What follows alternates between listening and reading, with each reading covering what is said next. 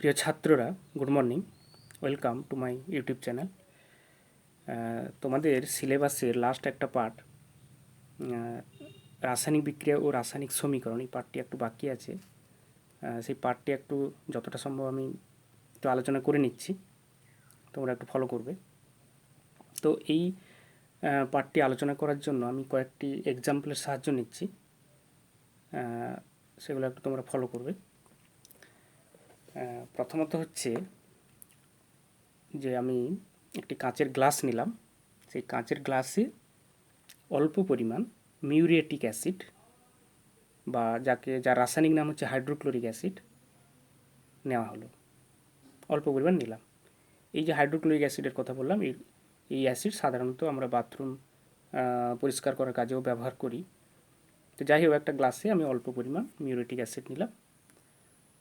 সেখানে 1-2 চামচ কাপড় কাচার সোডা ফেলে দেওয়া হলো। তারপর আমরা একটু পর্যবেক্ষণ করব। তাহলে যখন এই মিশ্রণটি মানে ওই কাপড় কাচার সোডা মিশিয়ে দিলাম মিউরিয়েটিক অ্যাসিডের সাথে, তখন আমরা দেখব বুদবুদ আকারে কিছু গ্যাস নির্গত হচ্ছে। মানে বোঝা যাবে, বুদবুদ বোঝা যাবে। তো সেখানে কি দেখলাম, এই বুদবুদটা আসলে কার্বন ডাইঅক্সাইডের বুদবুদ। অর্থাৎ এইখানে আমরা কার্বন ডাইঅক্সাইড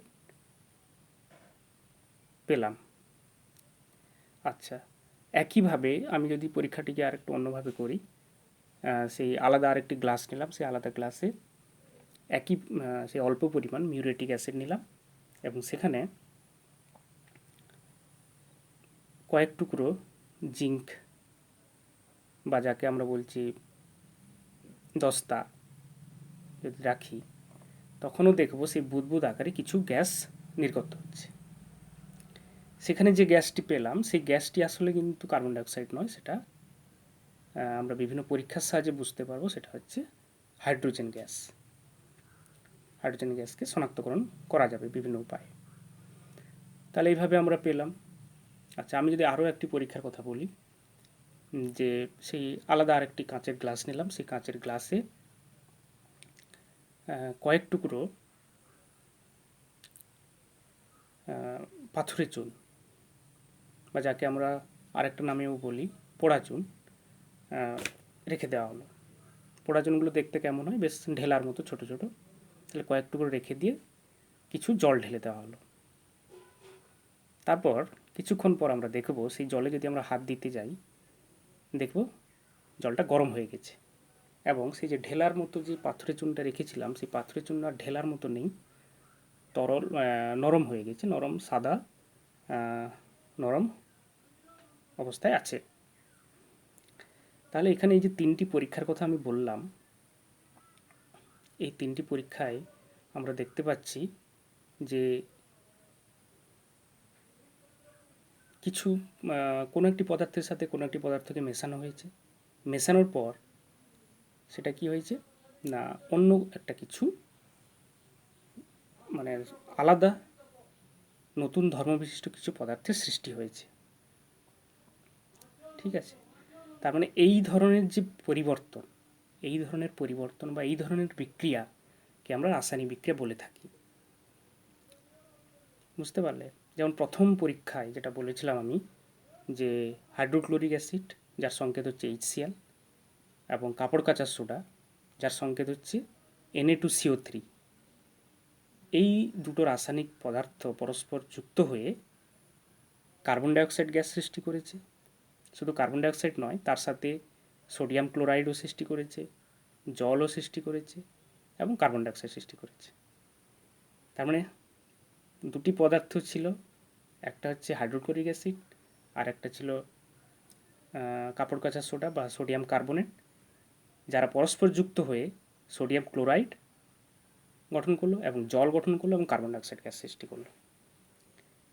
এই যে আলাদা আলাদা নতুন ধর্মবিশিষ্ট পদার্থ পেলাম,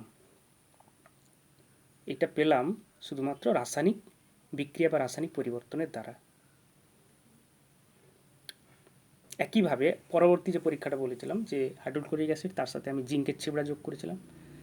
সেখানে কি উৎপন্ন হয়েছিল না, সেখানে উৎপন্ন হয়েছিল জিঙ্ক ক্লোরাইড এবং হাইড্রোজেন গ্যাস। ঠিক আছে, একইভাবে তৃতীয় পরীক্ষা যেটা বলেছিলাম সেখানে বলেছিলাম যে পাথরে চুন বা পোড়া চুন, যার সংকেত হচ্ছে CaO, পোড়া চুন, সেখানে আমি জল মিশিয়েছিলাম, তার মানে পোড়া চুন CaO এবং জল পরস্পর যুক্ত হয়ে কি সৃষ্টি করেছে, কলি চুন, যার সংকেত হলো CaOH2, যার রাসায়নিক নাম হচ্ছে ক্যালসিয়াম হাইড্রোক্সাইড। তো এগুলো মনে রাখতে হবে, পরীক্ষা অনেক সময় আসে যে কলিচুনের রাসায়নিক নাম কি, কলিচুনের সংকেত কি, ইত্যাদি এগুলো মনে রাখবে। ঠিক আছে, তার মানে আমরা এখানে দেখতে পাচ্ছি যে কলিচুনের ধর্ম বা এবং বৈশিষ্ট্য পাথরের চুনের ধর্ম এবং বৈশিষ্ট্যের তুলনায় আলাদা, তাই তো। তাছাড়া আমরা এখানে কি দেখলাম যে এই বিক্রিয়ায় কিছু তাপও সৃষ্টি হচ্ছে। কি আশ্চর্য, পাথরের চুনের সাথে জল মিশিয়ে দিতে তাপ সৃষ্টি হচ্ছে। আমরা জানতাম কি যে কোনো বস্তু যদি গরম হয়, গরম থাকে, তাকে যদি আমরা জল ঢেলে দিই তাহলে বস্তুটা ঠান্ডা হয়ে যায়, কিন্তু এখানে আবার দেখছি কেমন একটা অন্যরকম ব্যাপার। পাথরের চুন সে শীতল অবস্থায় ছিল, জলও শীতল অবস্থায় ছিল, কিন্তু পাথরের চুনের সাথে জল মিশিয়ে দিতে জলটা গরম হয়ে গেল। কেমন ব্যাপারটা একটু অদ্ভুত লাগছে। যাই হোক, তো এগুলো সম্ভব কেবল এই রাসায়নিক পরিবর্তন বা রাসায়নিক বিক্রিয়ার দ্বারা সম্ভব হয়েছে। তাহলে রাসায়নিক বিক্রিয়া কী হলো, তাপও সৃষ্টি হলো। আবার কিছু কিছু বিক্রিয়া আছে সেখানে তাপের শোষণ হয়, আবার মানে এই মিশ্রণটির তাপমাত্রা আগের তুলনায় কমে যাবে, আবার এমন এমন কিছু বিক্রিয়াও আছে। তার মানে আমরা কি বুঝতে পারছি যে রাসায়নিক পরিবর্তন হলে বা রাসায়নিক বিক্রিয়া হলে তাপের উদ্ভব হতে পারে অথবা তাপের শোষণ হতে পারে এবং আলাদা ধর্মবিশিষ্ট নতুন পদার্থের সৃষ্টি হতে পারে, এক বা একাধিক আলাদা ধর্মবিশিষ্ট নতুন পদার্থের সৃষ্টি হয়। তো এগুলো বুঝতে অসুবিধা হচ্ছে না নিশ্চয়ই? আচ্ছা, এবারে যেটা আসছি, যে এই যে আমি লাস্ট যে পরীক্ষাটার কথা বললাম বা যে কোনো একটি পরীক্ষার কথাই বলি, লাস্ট পরীক্ষাটার কথা নিয়ে আলোচনা করি। সেখানে এই যে পোড়া চুন বা পাথুরে চুন এবং জল, এই দুটোকে মিশিয়ে আমি কলিচুন পেয়েছি। তাহলে এই যে দুটো পাথুরে চুন এবং জল, এদেরকে বলা হয় বিক্রিয়ক পদার্থ। ঠিক আছে, এবং যেটা সৃষ্টি হলো কলিচুন CaOH2, তাকে বলা হয় বিক্রিয়জাত পদার্থ। মনে থাকবে, পরীক্ষায় অনেক সময় কিন্তু এইরকম থাকে, একটা বললো যে এর বিক্রিয়ক পদার্থের নাম লেখো, বিক্রিয়জাত পদার্থের নাম লেখো, এগুলো কিন্তু থাকে অনেক সময়, মনে রাখতে হবে এগুলো। ঠিক আছে তো। আচ্ছা, এরপর আসছি, আচ্ছা এই যে বিক্রিয়ার যে ঘটনাগুলো বললাম, তো এগুলোকে যদি আমরা একটা ছকের সাহায্যে বোঝানোর চেষ্টা করি, আমি যদি কোনো একটি বিক্রিয়াকে একটি ছকের সাহায্যে বোঝানোর চেষ্টা করি, তাহলে তোমাদের বুঝতে আরও সুবিধা হবে। দেখো, তোমাদের বইতে আছে, সেটা একটু ভালো করে ফলো করবে। আমি এখানে একটু দেখাচ্ছি মোবাইলের সাহায্যে, তোমরা একটু খেয়াল করো। এই যে এইখানে দেখো, এইখানে দেখো যে বিক্রিয়াটির কথা আমি বললাম একটু আগে, এখানে সব লেখা আছে স্পষ্ট করে যে বিক্রিয়ক এবং বিক্রিয়জাত, দেখতে পাচ্ছ? যদি আচ্ছা আমি আরেকটু পরিষ্কার করে দেখাচ্ছি, হয়তো দেখা যাচ্ছে না। এখানে দেখো, উপরে লেখা আছে বিক্রিয়ক, নিচে লেখা আছে বিক্রিয়জাত।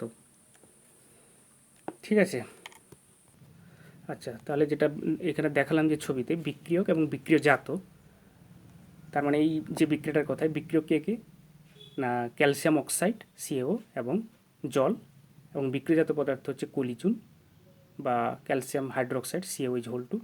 তাহলে কোনো একটি রাসায়নিক বিক্রিয়াকে বোঝাতে হলে আমাকে এইভাবে একটা ছক বানিয়ে লিখে দিতে হবে কে বিক্রিয়ক আর কে বিক্রিয়জাত পদার্থ, এবং তাদের নাম ও পাশে লিখতে হবে সংকেত। এখানে যেভাবে ছকটি দেওয়া আছে তোমরা দেখবে পেজ নাম্বার 95-এ যে ছকটি দেওয়া আছে। তার মানে কোনো একটা রাসায়নিক বিক্রিয়াকে বোঝাতে হলে আমাকে এইভাবে ছক বানিয়ে লিখতে হবে। ঠিক আছে, এখানে বিক্রিয়ক পদার্থ কে CaO আর জল, তারপরে দুটি বিক্রিয়ক পদার্থ। তাহলে এদেরকে যখন আমি লিখব, আমাকে কি করতে হবে না পাশাপাশি যোগ চিহ্ন দিয়ে লিখতে হবে, কারণ তারা পরস্পর তো যুক্ত হয়ে তো কলিচুন সৃষ্টি করছে। CaO এবং জল যুক্ত হয়ে CaOH2 হচ্ছে। তার মানে আমাদের এই বিক্রিয়াটিকে বোঝানোর জন্য কি করতে হবে, CaO প্লাস H2O লিখতে হবে। এখানে বিক্রিয়ক পদার্থ যদি আরও মানে একাধিক মানে এখানে তো দুটি আছে, দুটির থেকে যদি আরও বেশি হতো, 3টি 4টি ইত্যাদি হতেও পারে, যদি হতো তাহলে কি করতে হতো না, পরপর যোগ চিহ্ন দিয়ে দিয়ে লিখে যেতে হতো। ঠিক আছে, পরপর যোগ চিহ্ন দিয়ে এই বিক্রিয়ক পদার্থের সংকেতগুলিকে লিখে দিতে হতো। যেমন এখানে পাথরের চুনের সংকেত হচ্ছে CaO, জলের সংকেত হচ্ছে H2O, সেই জন্য আমরা CaO প্লাস H2O লিখছি। মনে থাকবে? আচ্ছা, তাহলে এইভাবে আমাদের লিখতে হবে। সেই রকম বিক্রিয়জাত পদার্থ যদি একাধিক হয়, অর্থাৎ 3টি 4টি 5টি হতেও পারে, 2টি 3টি 4টি 5টি হতে পারে, তাহলে আমাদেরও সেই একইভাবে পরপর যোগ চিহ্ন দিয়ে দিয়ে লিখে যেতে হয়। এইভাবে যে লেখা হচ্ছে সেই লেখার পদ্ধতিটাকে আমরা বলছি, এইভাবে যে লিখছি সেটাকেই বলা হচ্ছে রাসায়নিক সমীকরণ।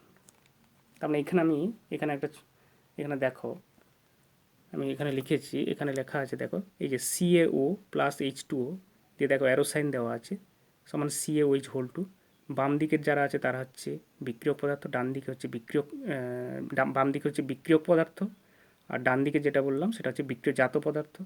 তার মানে এই যে পুরো ব্যাপারটাকে, পুরো বিক্রিয়াটাকে আমি আগে লিখেছিলাম, এত বড় ছক করেছিলাম, কিন্তু আমি এখানে দেখাচ্ছি একদম শর্ট করে, খুব সংক্ষেপে বোঝাতে পারলাম এই বিক্রিয়ার সাহায্যে, এই সমীকরণের সাহায্যে। তাহলে বুঝতে পারলে এইভাবে আমরা এই পদ্ধতির অবলম্বন করে, অর্থাৎ সমীকরণ লিখে আমরা কোনো রাসায়নিক বিক্রিয়াকে সহজে প্রকাশ করতে পারি। একইভাবে এখানে আরেকটি বিক্রিয়ার কথা বলা হয়েছে, যেমন এই যে মার্বেল পাথর বা ক্যালসিয়াম কার্বনেটকে যদি আমরা তাপ দিই বাইরে থেকে, তাহলে তাপ দিলে সেটা ভেঙে পোড়া চুন এবং কার্বন ডাইঅক্সাইড সৃষ্টি করে। সেখানেও সে একইভাবে দেখো, এখানে তাহলে বিক্রিয়ক পদার্থকে এখানে একটা ছক দেওয়া আছে, ভালো করে লক্ষ্য করে, যে বিক্রিয়ক পদার্থ ক্যালসিয়াম কার্বনেট নাকি, যার সংকেত হচ্ছে CaCO3। এবার তাকে তাপ দিচ্ছি, তাপ দেওয়ার ফলে কী উৎপন্ন হয়, বিক্রিয়জাত পদার্থ কী উৎপন্ন হয় না, CaO অর্থাৎ ক্যালসিয়াম অক্সাইড বা পোড়া চুন বা পাথরের চুন, এবং কার্বন ডাইঅক্সাইড CO2। তাহলে এখানে একটা ছক বানিয়ে লিখেছি। তাহলে এত বড় ছকটাকে যদি আমি না লিখে আমি ছোট্ট একটি লাইনের মাধ্যমে আমরা লিখতে পারি, যাকে আমরা বলছি কি, যাকে আমরা বিক্রিয়াটির সমীকরণ বলছি। যে নিচে লেখা হয়েছে দেখো, CaCO3, বড় করে একটু দেখাচ্ছি, CaCO3 অ্যারো সাইন দিয়ে উপরে তাপ লেখা আছে, মানে এই বিক্রিয়ক পদার্থকে তাপ দিলে পরে CaO এবং কার্বন ডাইঅক্সাইড সৃষ্টি হয়, বিক্রিয়জাত পদার্থ। ঠিক আছে, তাহলে এগুলো পেলাম। এবার আসছি রাসায়নিক এই যে সমীকরণগুলো বললাম, এই সমীকরণের সমতা বিধান, সমীকরণগুলি সমতা বিধান করতে হবে।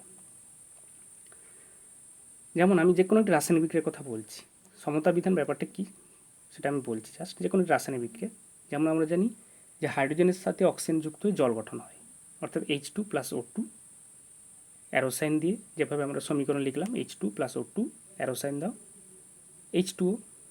তো এইখানে দেখো প্রত্যেকে, এই যে সমীকরণটা আমি এখানে লেখা আছে H2+O2 অ্যারো সাইন H2O। তো বাম দিকে হাইড্রোজেনের পরমাণু সংখ্যা কটি, 2টি। এই যে H2 মানে 2টি পরমাণু, হাইড্রোজেনের 2টি পরমাণু মিলে একটি অণু হয়েছে, অর্থাৎ হাইড্রোজেনের এখানে 2টি পরমাণু আছে, এখানে অক্সিজেনের 2টি পরমাণু আছে। এবারে দেখি ডান দিকে হাইড্রোজেনের কটি পরমাণু, দেখছি হাইড্রোজেনের 2টি পরমাণু, তার মানে বাম দিকেও 2টি, ডান দিকেও 2টি, তার মানে এটি ঠিকঠাক ব্যালেন্স আছে।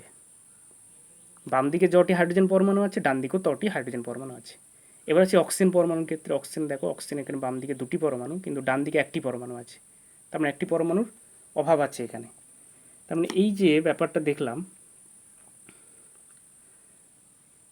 বাম দিক এবং ডান দিকে মৌলগুলির মোট পরমাণুর সংখ্যা, মানে বাম দিকে কোনো একটি নির্দিষ্ট মৌলের বাম দিকের মোট পরমাণু সংখ্যা এবং ডান দিকের মোট পরমাণু সংখ্যা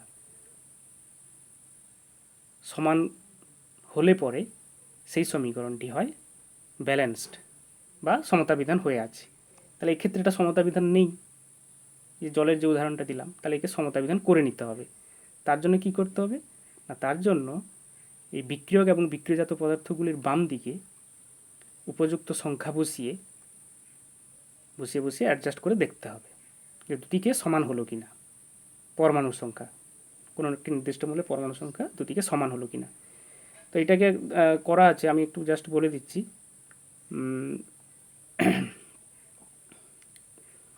যদি আমরা এই H2 আগে, যেমন H2+O2 বললাম, তাহলে H2 আগে যদি 2 বসিয়ে দিই, আর H2O অর্থাৎ জলের আগে যদি 2 বসিয়ে দিই, তাহলে কিন্তু ব্যালেন্সড হয়ে যাচ্ছে। এই যে একটা দেখো এবার, এই যে 2H2+O2 সমান 2H2O। তাহলে যখন সমীকরণটি ব্যালেন্স হয়ে গেল, তখন কিন্তু আর অ্যারো সাইন বসবে না, তখন সমান চিহ্ন দিতে হবে, এটা মাথায় রাখবে।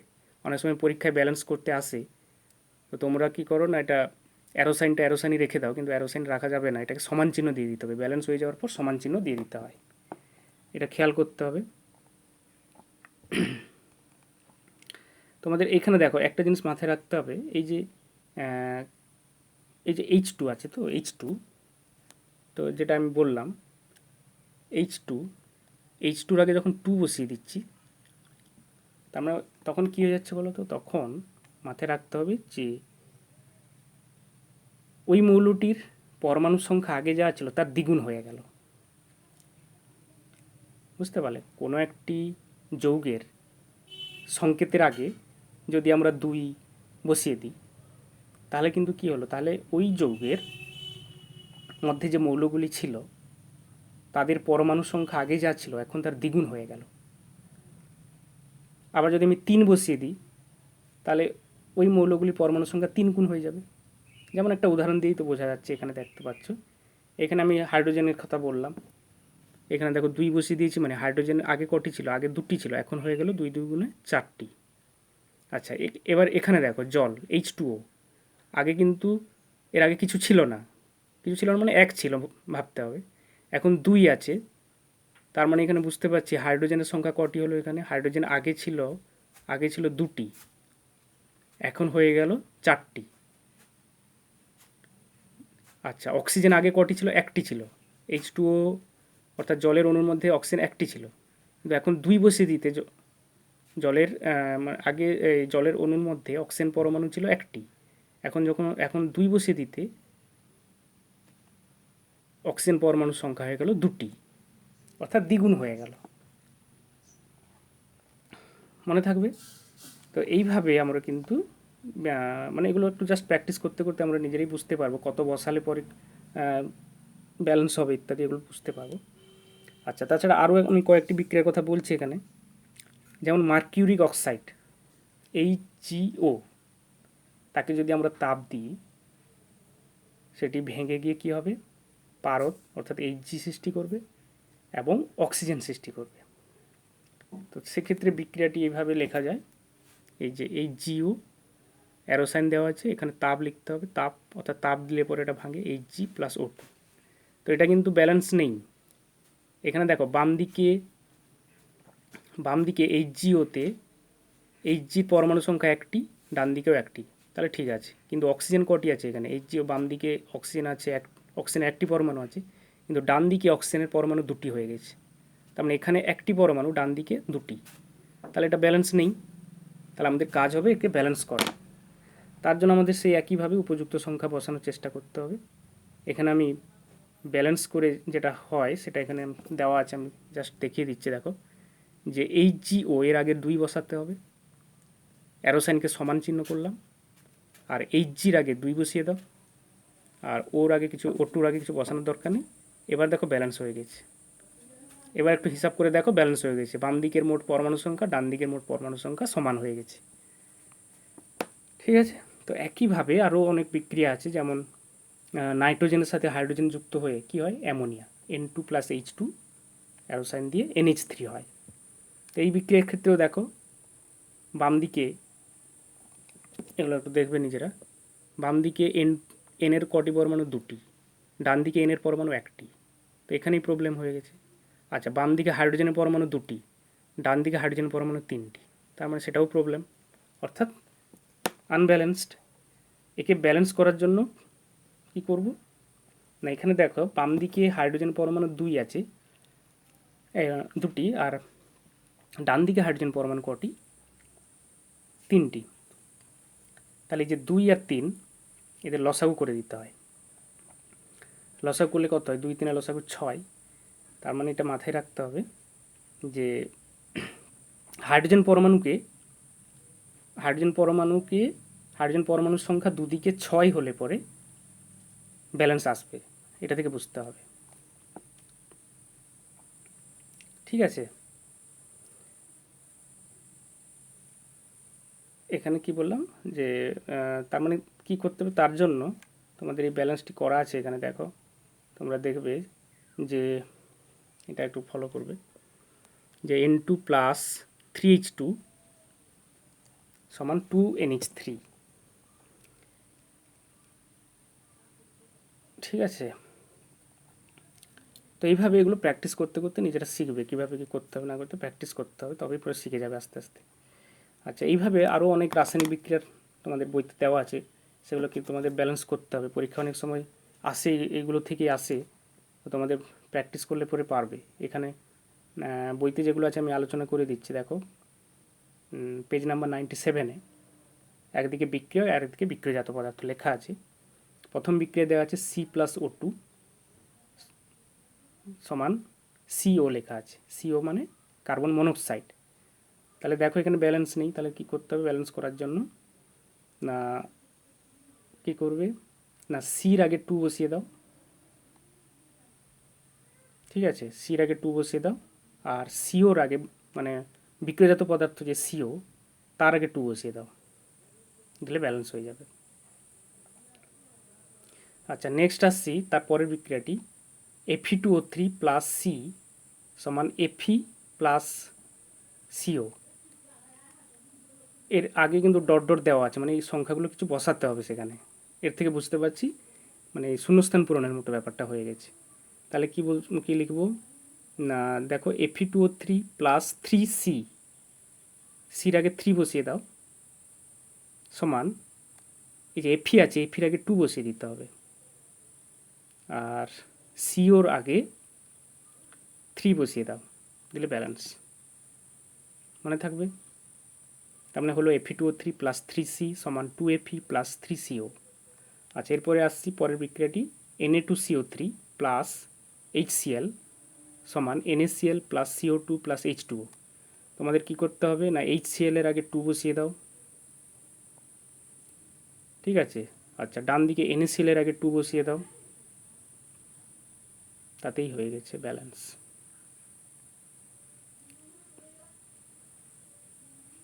ঠিক আছে, ব্যালেন্স হয়েছে কি না কী করে চেক করবে না, যে কোনো একটি পরমাণু, মানে যে কোনো নয়, প্রত্যেকটা আলাদা আলাদা করে হিসাব করবে। প্রত্যেকটির পরমাণুর প্রত্যেকটি মৌলের বাম দিকের মোট পরমাণুর সংখ্যা যেন ডান দিকের মোট পরমাণুর সাথে সংখ্যার সাথে সমান হয়, তবে পরে সেটা ব্যালেন্স হয়েছে দেখবে। ঠিক আছে, যে কোনো একটি বিক্রিয়া, এই যে Na2CO3 বললাম প্লাস HCl, এই যে ব্যাপারটা, তার মানে সোডিয়াম এনের বাম দিকে কটি পরমাণু ডান দিকে কটি পরমাণু চেক করতে হবে। একই সাথে এই যে Na2CO3, এই যে সি কার্বনেরও বাম দিকে কটি পরমাণু ডান দিকে কটি পরমাণু চেক করতে হবে। যদি সমান হয় তবে পরে ঠিক হয়েছে, নাহলে কিন্তু হবে না। যে কোনো একটি সমান হয়ে গেল, অন্যগুলো সমান হলো না, তাহলে কিন্তু সেটা ব্যালেন্স হয়নি। সবগুলো সমান হতে হবে, বাম দিকের মোট পরমাণু সংখ্যাকে ডান দিকের মোট পরমাণু সংখ্যার সাথে সমান হতে হবে।